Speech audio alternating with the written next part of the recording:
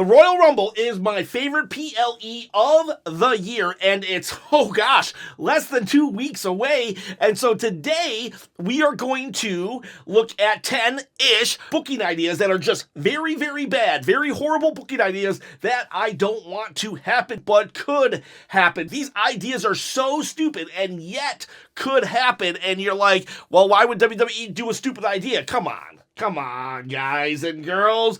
WWE, even Triple H, Papa H, has been known to just do the most ludicrous ideas. I remember back in the day, Ultimate Warrior having black ooze come down from a voodoo curse. Wait a minute, what's that? God, what is that? This is the curse of Papa Shango. This is the taking of the wristband. I remember Kofi Kingston, after years and years of mid-card vortex, he makes it to Kofi Mania just to lose the title in 6 to 7 seconds to Brock Lesnar on a main event of SmackDown? Or I remember just last War Games, a certain Rhea Ripley getting 4-on-1 in a steel cage, 2 of the champions teaming up on her with a baseball bat, and yet Rhea still overpowered everybody and won. So don't come at me and say these ideas are so stupid they wouldn't fly. No. Every once in a while, WWE's just like, you know what? Screw it. Let's do it. So here are your 10 bad booking ideas. The first one, Roman Reigns owes CM Punk a favor, right? One time, one favor. Technically, it's not Roman that owes Punk the favor, it's Paul Heyman, but let's be honest, it's Roman who's going to have to pay the price. So what if they're the final two, and the crowd is going crazy? They're going to go at it. Who's going to win? CM Punk, Roman Reigns, and then CM Punk says, you owe me a favor, hop on out. And Roman Reigns, well, he's a man of his word, and he just eliminates himself. That's it. CM Punk wins. That would be, oh God, I would hate that idea. I would love those two to be the final participants, but could you imagine how anticlimactic that would be? It makes sense, but it's a horrible idea. The next one, the number 9 bad idea, is earlier in the night, or maybe as the main event, I doubt it though, but probably earlier in the night, we're going to have Cody versus Kevin Owens in a ladder match. Well, both titles are going to be hanging in the sky, right? What if Kevin Owens is able to grab the Winged Eagle down, right? But he's unable to get the Undisputed belt down. And then Cody Rhodes, he's able to then go and get the Undisputed belt down. And now, who's the winner? We're back at square one. And then we go back to maybe Kevin Owens says, well, then let's just do what they did at WrestleMania 40 with the tag belts. And we go back, we look, and it's, they split them. One team got this belt, one team got that belt, and that's what Kevin Owens says. We need to just split the belts, and now we have 3 world champions, and they're all recognized because, Gunther has the world heavyweight title, and oh God, at the surface level, you're like, oh, that's kind of a good idea. No, it isn't. I don't want 3 world heavyweight championships, floating around in WWE right now. Please don't do that. A bad booking idea for this channel is that at 10,000 subscribers, I give away this crappy looking belt. No way, no how. I'm only going to give you boys and girls quality stuff here. This belt right here is an actual replica of that one. I got that off Amazon. This one I'm going to give away at 10,000 subscribers, and we're getting closer. The Penta video just kind of took off, so you know what? That's a lot of new subscribers, and I would love to welcome all of the new subscribers to the channel. If you're unaware, this is a contest that I am holding, and I will give this belt away to anywhere in the world. So if you live in Bangladesh, I will ship this belt to you. I don't know how I'll do it, but I will ship it to you. All you gotta do is subscribe to the channel and comment below. Don't forget to hit the bell notification where you put all the notifications on so you can find out when the next video posts, so you can post another comment, so you get another chance to win. We grow the channel to 10,000 subscribers on my path to follow my my dream and become a full-time YouTube content creator. If you liked the Penta video and the videos that I've been doing lately where I'm able to do more editing, well, you know what? I need more time to do it. So please help me out, follow my dream, and in the process, you can win this awesome-looking belt. It's beautiful, and it can be beautiful on you, beautiful people. Number 8, Charlotte Flair eliminates 15 people. So Charlotte Flair, she's definitely entering, and she could probably take it all and win. And I'm kind of like, oh, I don't really want, but that's debatable if that's bad booking or not. But if she eliminates like 15 people on her path to become a 2-time women's Royal Rumble winner, that would be horrible. That would be horrible. When you eliminate that many people, that should be reserved for people like Jacob Fatu, monsters who aren't necessarily going to win, but they need something big on their resume to show that, like, holy crap, you know, it gives them a spotlight without having to win the actual Rumble, something to brag about. And Charlotte Flair does not need to brag about anything. She already has a Hall of Fame resume. We don't need to add 15 eliminations.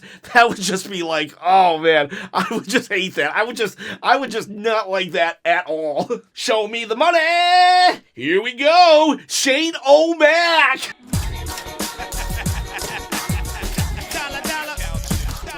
That's all.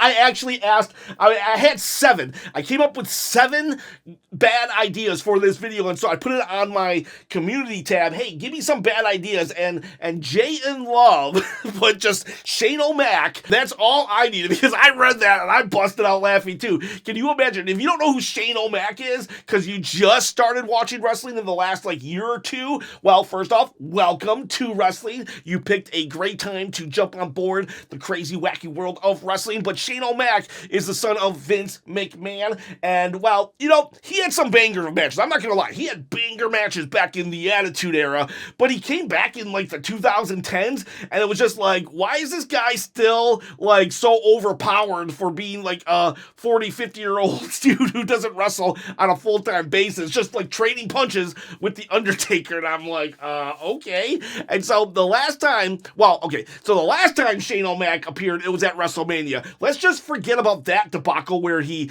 blew his quads out and Snoop Dogg had to come in for the rescue. Duke can do whatever he wants. Godfather.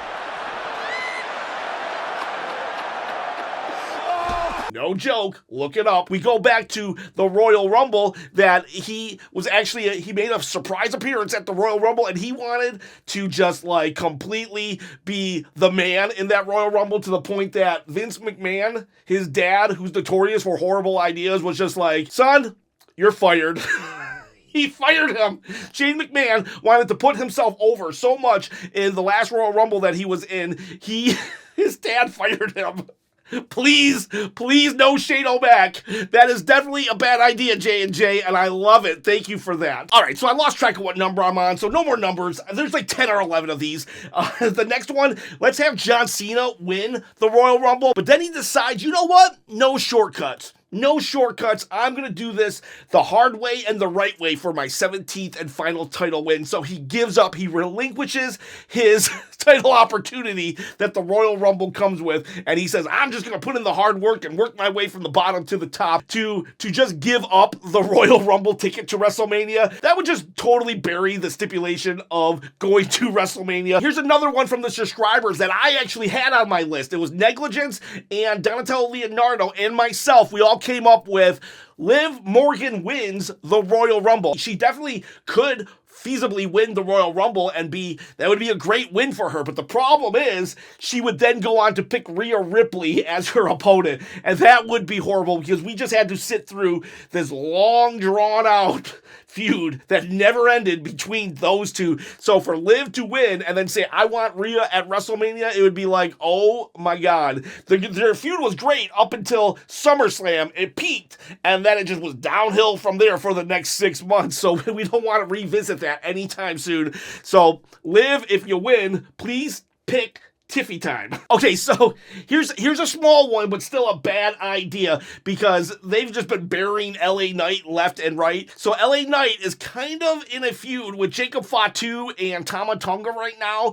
And what if instead of entering the Royal Rumble, he says, I want a match with you two before the Rumble, and then we have a tag team match with Jacob Fatu, Tama Tonga versus LA Knight and Braun Strowman. Fatu and Braun have a match at Saturday night's main event. So, like, they just decided to have a match instead of entering the Royal Rumble. It's like, how stupid would it make those guys look? You guys could have had that match on any random SmackDown, but you chose to do it now because you just couldn't wait, and you gave up an opportunity for the Royal Rumble and going to WrestleMania. I could see them doing that to try to protect Jacob Fatu. Well, he never got eliminated from the Rumble, but no, that would be a horrible, horrible idea. Please don't let that happen. This one comes from Tiz Mickey. What if we had Logan Paul? He's like thrown out of the ring, but like not the top rope, or he sneaks under the bottom rope and just hides. He's like number 10 or something, and he just hides the entire Rumble. And then, you know, it's happened with Vince McMahon, kind of, sort of, where you have, you know, you're celebrating your victory because you just threw the last person over, but you forgot that Logan Paul was hiding the whole time,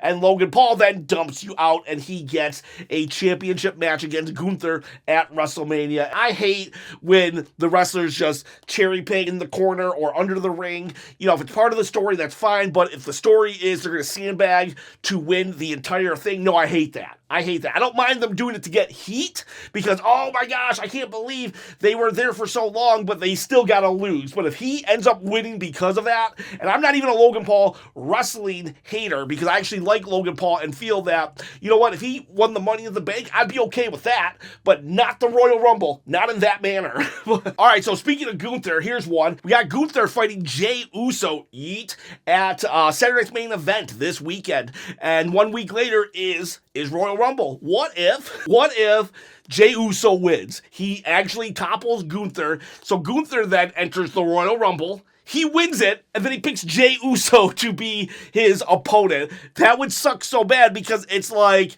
we wouldn't need to go through all that fanfare just to get him a rematch. We could simply say, even though the rematch clause isn't really in effect anymore, or they pick and choose when they want the rematch clause to go into effect, I think it would be way simpler for Gunther to just say, give me a rematch, instead of having him win the Royal Rumble and taking that awesome stipulation out of play. That would just suck. Tiz Mickey also said, what if Goldberg won and then chose Gunther to wrestle at WrestleMania? I actually had Goldberg winning also on mine, but mine was this. What if Goldberg won the Royal Rumble and was just like, all right, that's it, I retire. He said he has one more match in him, and that was it. So he just retires as the winner of Royal Rumble. He says, I just wanted to go on top. It's cool. I'm good. I don't need the championship match at WrestleMania. So Goldberg wins and retires. I would die. That would probably kill me. I would have a heart attack. It'll be live. It'll be a live stream, and you would just see me just flat out die because buddy, I do not like Goldberg. Sorry if you do. Next up is Tangaloa. Tangaloa enters and he doesn't win. It would be so unbelievable if Tangaloa didn't win the Royal Rumble.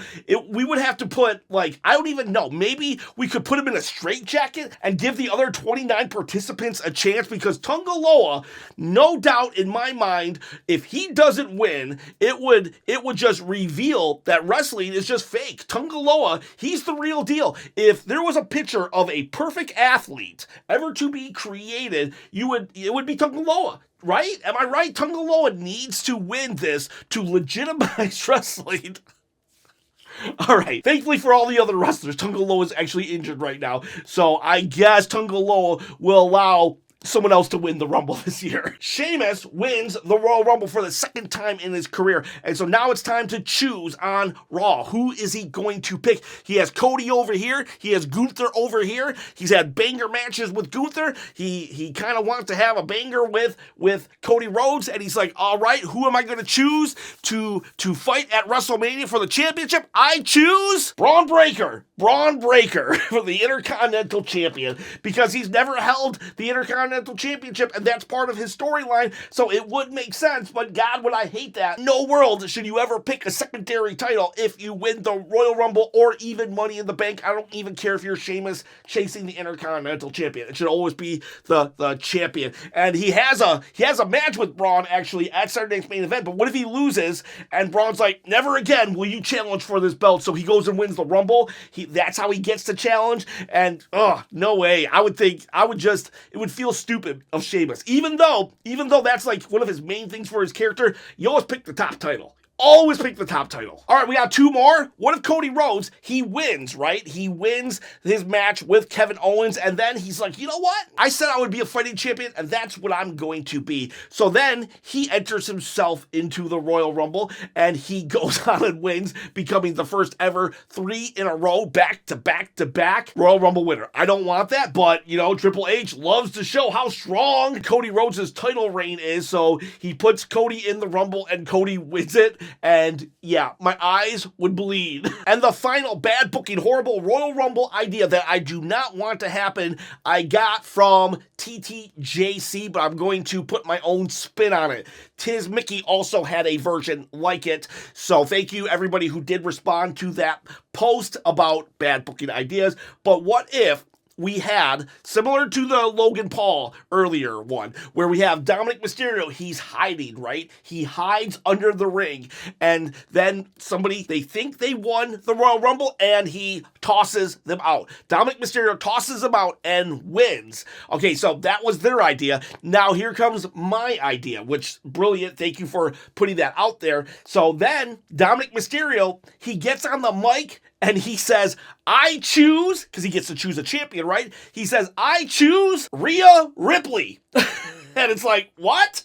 Yeah, he chooses Rhea Ripley, and now this can go down 2 different paths, both of them bad. I don't know which one's worse, but he chooses Rhea Ripley, and he says, I choose Rhea Ripley for Liv Morgan. I'm going to give my title shot to Liv Morgan, and that's his way of asking for forgiveness, because when Rhea Ripley beat Liv Morgan, Dominik tried to get back with Rhea, and then he got riptide for his troubles. But, so he gives the title shot to Liv Morgan, and they become, a solid couple again, and Liv Morgan goes on to fight Rhea Ripley for the title at WrestleMania, and that's because Dominik Mysterio won the men's Royal Rumble. I would die. I would hate that with the burning passion of 100 suns. The other path is probably even worse, where he says, I choose Rhea Ripley, and then he tries to give it to Liv. He says he's going to give it to Liv, but the next night on Raw, it's revealed that you cannot give your Royal Rumble spot away. However, once you declared that you want that, once you've declared the champion, you can't back out either. So Dominik Mysterio is now forced to have a match against Rhea Ripley at WrestleMania for the women's heavyweight title. And I mean, there's a part of me that would like to see that car crash, but there's a sane part of me though. That's just like a 1% guilty pleasure, loves chaos, anarchy part of me, but the 99% sane person that doesn't want nothing to do with Rhea versus Dominik for the women's heavyweight championship at WrestleMania, that part of me is like, no, please don't do that. Please don't do that. And if we want to even make it worse, Dominik wins. Oh, God. That would set the women's division back to, 2001? Let's not go there. I love the Attitude Era, but let's not go there. I hope Triple H doesn't watch this video until after Royal Rumble so he doesn't steal any of these ideas. I'm just kidding. I'm definitely not so egotistical to think that Triple H is watching my little old channel, but you people are, and I hope you enjoyed this video. Thank you so much for coming along this journey with me on these horrible, horrible booking ideas that I do not want to happen. If you have any though, please, if you have any bad booking ideas that you don't want to happen, also throw them in the comment section below so we can just laugh together and have a good old time. Guys, girls, have a good day.